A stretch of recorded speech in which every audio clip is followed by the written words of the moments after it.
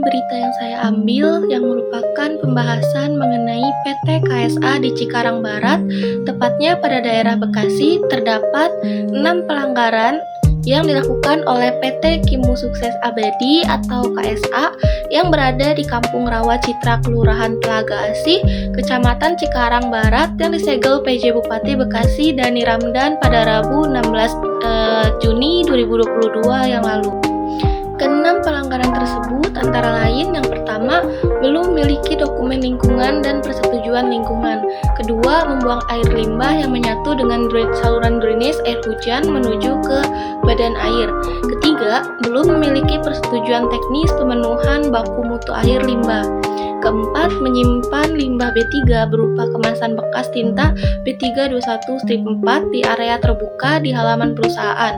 Kelima, belum memiliki tempat penyimpanan limbah B3 sesuai dengan ketentuan teknis. Keenam, belum memiliki rincian teknis penyimpanan limbah B3. PLT Dinas Lingkungan Hidup Eman Sulaiman mengatakan pihaknya sudah memberikan arahan kepada PT Kimu Sukses Abadi atau KSA dalam mengatasi pencemaran lingkungan dan masalah perizinan perusahaan tersebut, yang dimana ini merupakan suatu komunikasi antara PLT Dinas Lingkungan Hidup kepada PT KSA. Dan tidak hanya itu, Kepala Bidang Penataan Hukum Dinas Lingkungan Hidup, Bapak Anorko, menjelaskan pembuangan saluran limbah tersebut memasuki saluran-saluran drainase masyarakat sekitar hingga mengalir ke sungai dan menjadi salah satu yang mencemari limbah ke Kali Sadang. Dan disampaikannya PT Kimu Sukses Abadi merupakan perusahaan yang bergerak dalam bidang manufacturing dengan produk berupa corrugated carton box and plastic box industry. Atas temuan-temuan pelanggaran tersebut, PT Kimu Sukses Abadi juga harus memenuhi syarat-syarat yang tertera dalam surat paksaan pemerintah, yang dimana ini merupakan sebuah tindakan yang perlu dilakukan oleh PT KSA antara lain. Yang pertama itu harus menyusun dokumen perlindungan pengelolaan lingkungan hidup atau PPLH dan persetujuan lingkungan sesuai dengan izin. Peruntukan penggunaan lahan paling lama 120 hari. Kedua, menghentikan pembuangan air limbah yang menyatu dengan drainase air hujan paling lama 7 hari. Ketiga, membersihkan saluran drainase air hujan dan air limbah tinta paling lambat 7 hari kerja. Keempat, memisahkan saluran pembuangan dengan saluran drainase paling lambat itu 30 hari kerja. Kelima, membuat persetujuan teknis pemenuhan baku mutu air limbah paling lambat itu di 120 hari kerja.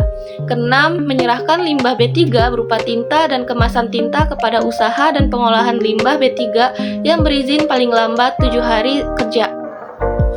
Ketujuh, membuat tempat penyimpanan limbah B3 sesuai dengan ketentuan teknis paling lama 30 hari kerja. Kedelapan, membuat rincian teknis penyimpanan limbah B3 paling lama 120 hari kerja.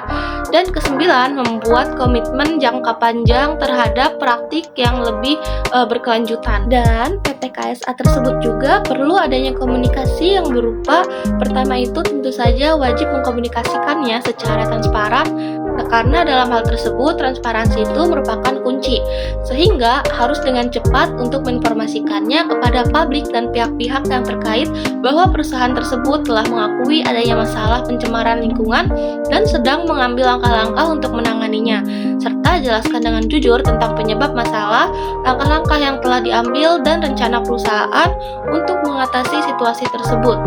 Kedua, berkomunikasi dengan stakeholder, perlu melakukan identifikasi dengan pihak-pihak yang terpengaruh oleh kasus ini, termasuk masyarakat lokal, pemerintah, organisasi lingkungan, dan investor.